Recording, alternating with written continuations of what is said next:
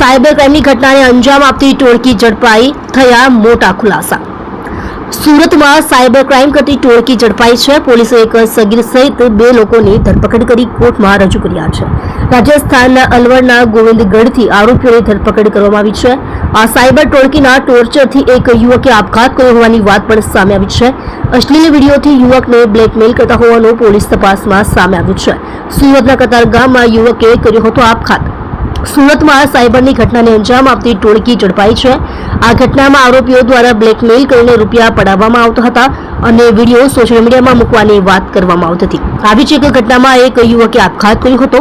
કતારગામ પોલીસે આ ઘટનાને લઈ ઊંડાણપૂર્વક તપાસ કરી હતી અને રાજસ્થાનથી આરોપીની ધરપકડ કરી છે। સુરત પોલીસે રાજસ્થાનમાં રહીને ઓપરેશન પાર પાડ્યું છે। રાજ્યવ્યાપી આ સાયબર ફ્રોડ નીકળી શકે તેવી પોલીસે શંકા વ્યક્ત કરી છે। આજે अपना आपने ब्रीफ करवाना एक बहुत अगत्यના મુદ્દા ઉપર जो साइबर क्राइम સાથે રિલેટેડ મુદ્દા છે, જેમાં એક 9 તારીખના રોજ 9 સપ્ટેમ્બરના રોજ આપણા કતારગામ પોલીસ વિસ્તારમાં એક 23 વર્ષના યુવકે આપઘાત કરેલા અને આ યુવક जो अपना ज्वेलरीના कारखानों में जो काम करता था, लेकिन बहुत सीधा અને कोई बहुत ज़्यादा એના जो इमेज હતી बहुत सारी इमेज હતી। કોઈને કોઈ નુકસાન કરતા હોય એવું નહીં હતા। એના પર્સનલ બાબતો બી કોઈ એવી બાબતો નહીં હતી જેથી આર્થિક બાબતો બીજી કોઈ બાબતો જેથી જેના લીધે એને સુસાઇડ કરવાની જરૂર પડી હોય। તો એના લઈને જો જ્યારે એના ઘર પરિવારવાળા મોબાઈલ વગેરેમાં જોયા તો એને ખબર પડી કે એક પ્રોફાઇલ એક એવી છે જેમાં મહિલાના પ્રોફાઇલ જો પરી નામથી હતી, PARI કેપિટલ છે। તો આ પ્રકારની પ્રોફાઇલ હતી જેમાં અમુક જો વાંધાજનક ફોટોઝ હતા જો લડકીઓના।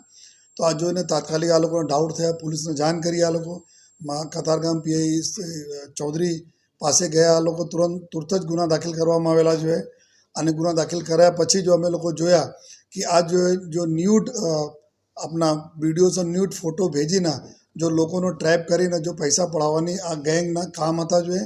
આ જેના લીધે જો આ अपने बदनामीના ડરને લીધે આ આપણા નौजवान જો સુસાઇડ કરેલા જોઈએ।